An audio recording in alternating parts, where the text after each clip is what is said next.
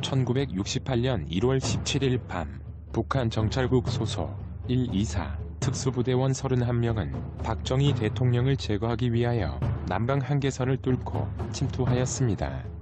이후 21일 밤 청와대를 습격하러 서울로 잠입하다 발각이 되어 군경과 교전하게 되었으며, 그 결과 부대원 31명 중 29명이 사살되고 1명은 북한으로 도주하였으며 유일하게 김신조만이 생포되었습니다. 이 사건으로 인하여 박정희 대통령은 극대노하였으며 무장공비 침투 만행에 대한 보복을 지시하였습니다. 이에 부응하여 김형욱 중앙정보부장은 특수임무를 수행하기 위한 해병대 까치 부대를 포함하여 육군, 선각도 부대, 해군, 장봉도 부대, 공군, 실미도 부대를 창설하였습니다.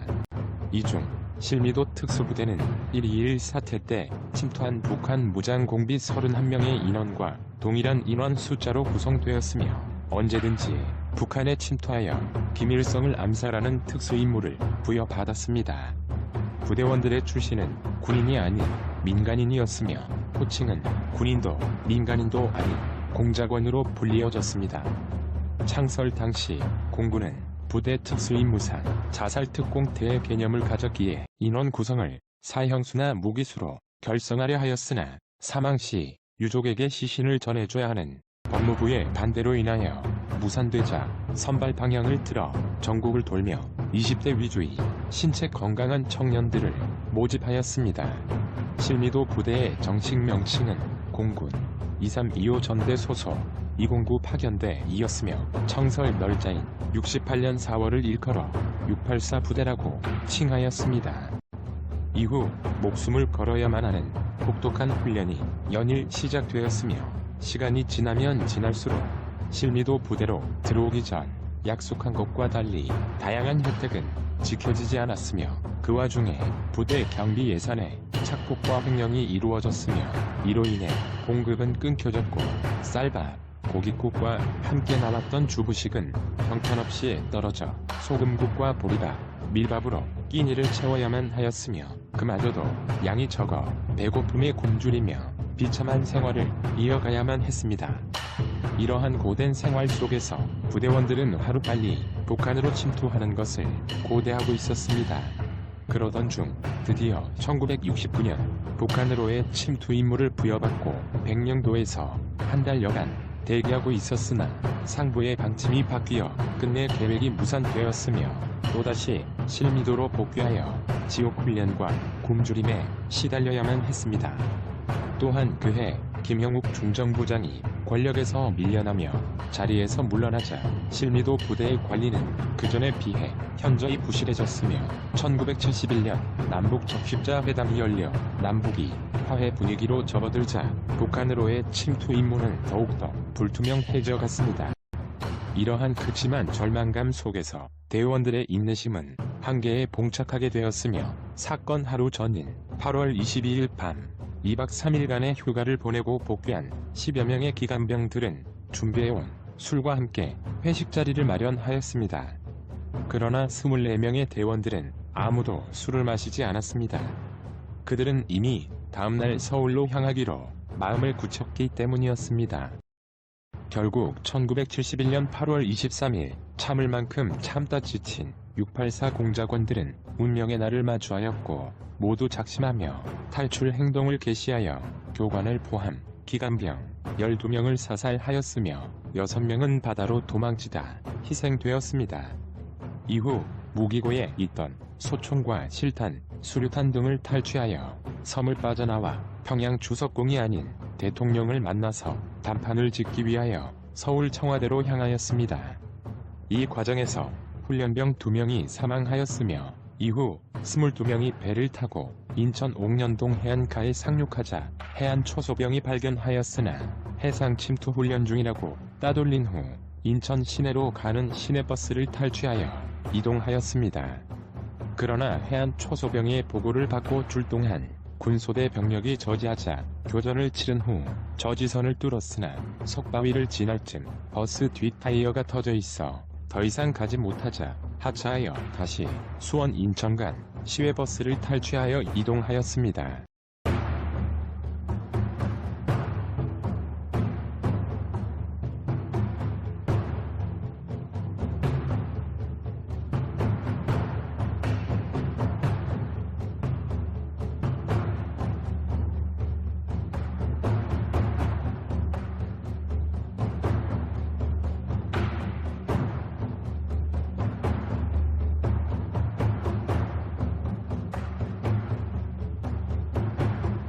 이후 서울로 진입을 하였으나 대방동에 이르러 군경 합동 저지선에 포위되고 말았습니다. 또다시 교전은 시작되었으며 이윽고 이동하던 버스가 유한양행 건물 앞 가로수에 들이받고 멈춰섰습니다. 이때의 충격으로 수류탄의 안전핀을 뽑고 손에 쥐고 있던 4명 중 1명의 수류탄이 바닥에 떨어져 폭발되었으며 곧이어 이곳에서 부대원들은 상황이 암울해지는 것을 느끼며 돌파할 가능성이 없어지자 결국 대원 모두 수류탄으로 자폭하였으며 이들 중 4명만이 부상당한 채로 살아남았으나 치료 후 군사재판에 회부되었습니다.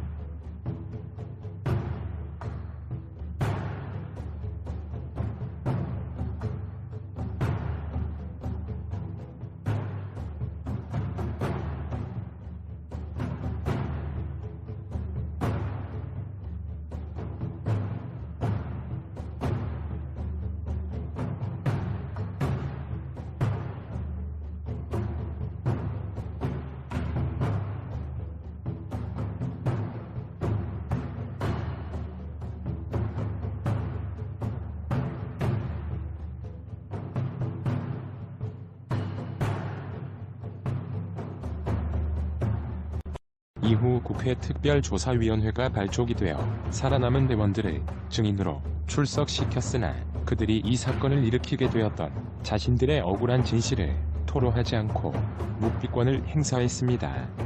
그 이면에는 진상조사가 시작되기 전 군 관계자들이 찾아와 대원들이 마음속에 품고 있는 사실을 증언하게 되면 모두가 사형당할 것이며 군 보안상 증언을 하지 않겠다고 하면 사형을 면하게 해줄 것이며 차후 월남전에 보내주겠다며 국가가 약속해주겠다고 하였습니다. 그러나 그 약속은 애초부터 지킬 생각이 없는 것이었으며 이듬해 1972년 3월 사형이 집행되었습니다.